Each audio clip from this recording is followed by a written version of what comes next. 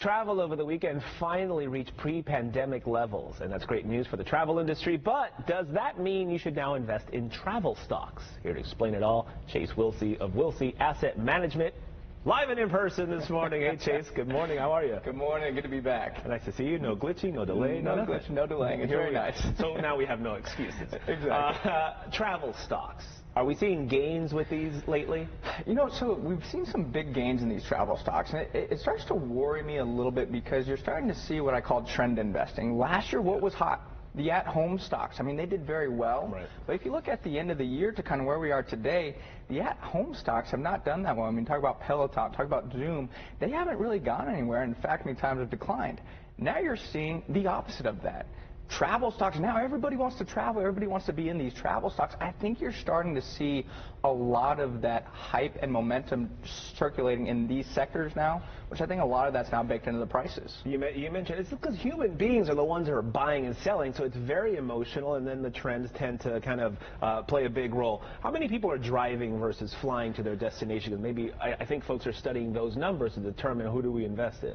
Yeah, absolutely. And I think there's a lot more comfortability still with driving at this time. If you look over the holiday weekend, July 1st, about July 5th, we saw 47 million people travel. I mean, that's phenomenal. I'm glad to see people getting back out and enjoying the holiday, but about 91% of those people drove to their destinations.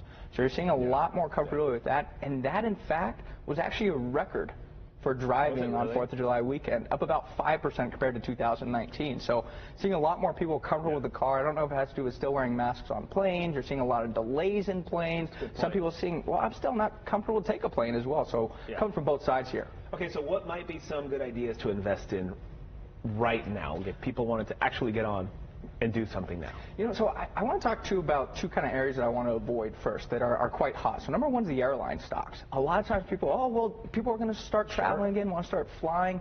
I mean, I look at a company like Southwest. They're the cream of the crop. They're the best airline, in my opinion, when it comes to how well they're run. But if I look at Southwest, they've already fully recovered, essentially. If you looked pre-pandemic, they were trading about $54 a share. They fell as low as the low 20s. Now guess where they are? Back around $54 a share. Wow. I think you missed the plane on this one. I was going to say missed the boat. You missed the plane on this one.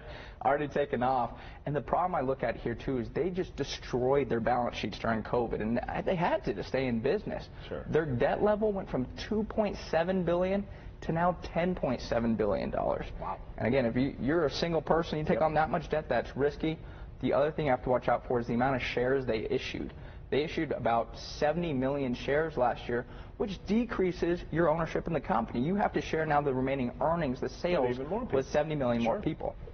Cruise stocks, energy stocks, what do we do with those? Yeah, cruise stocks, again, I know a lot of people are excited. I mean, that industry was just decimated by the pandemic, right? And they're just now barely trying to figure out how they're going to get back on there. And this is one I'm recommending to avoid, especially if you want to to gamble and roll the dice here. I don't think I'd get into the cruise stocks. Reasons for that, very similar to the airlines. The only caveat with the cruise stocks, they weren't American companies, so they didn't get the type of federal help at the government level that the airlines did. So their balance sheets are even worse.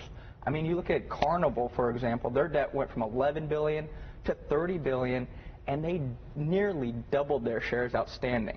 So that is just not good as a current shareholder because, again, you're now sharing more of the pie with other investors. Okay, so if I'm listening to this right now and you say, well, the airline, I missed the boat. I missed the boat on Southwest Airlines, and then the cruise ships are not a good. So what do we buy right now in terms of travel stocks, if anything? So the travel stocks, I'm saying don't go in that area. The way to kind of circumvent that is to look at the energy stocks. Sure. Again, we talk about people driving more. Well, people are flying more again as well. What takes fuel? Well, planes. So let's look at energy stocks. What I like in particular is a refinery company. Right. I'm looking at a company like Phillips 66. You get a very nice dividend of about 4%. Their debt to equity is only at 85%, so they're very well run. They don't have a ton of debt on the balance sheet, which scares me with the other companies. So I like an area like this, and it's just not energy. They also produce asphalt. So again, we need that infrastructure play to come in and redo roads. And people don't think about that. On a certain level, they're like, well, I'm going to invest. No, they want the brand. They want something they know. They don't think about their companies are actually making the asphalt and making the roads. And putting all that together. Yep, exactly. I mean, that's Yeah. the way you got to look at investing. You can't always invest in the sexy names, the names you know, kind of go around it. Yeah. Chase, good information. I mean, it's really fascinating to hear. We appreciate it. We love having you back on the set. It's great to be welcome. back. Thank you. All right.